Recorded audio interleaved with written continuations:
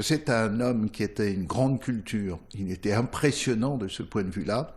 Il avait des connaissances littéraires, des connaissances artistiques, et puis c'était un homme qui avait aussi ce regard porté sur les choses qui était comme un scalpel.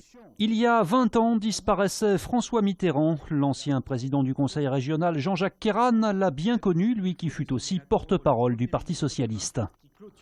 Moi, le souvenir que je garde, c'est sa dernière visite qu'il avait faite à Bron. C'était en 1994.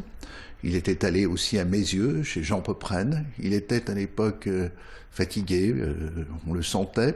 Et il nous avait emmenés au parc de la Tête d'Or après avoir déjeuné à Léon de Lyon.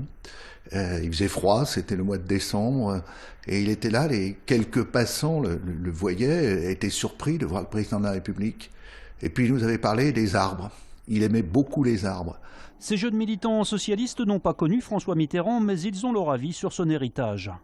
La retraite à 60 ans, la création de la CSG, la création de l'impôt de solidarité sur la grande fortune, que la société française peut retenir comme réforme très marquante de François Mitterrand, c'est l'abolition de la peine de mort. Et aujourd'hui, avec une désorganisation de nos rangs et peut-être une perte de notre identité, moi c'est avant tout l'identité socialiste qu'il a lui chevillée au corps et qu'il avait à même de porter pour notre pays.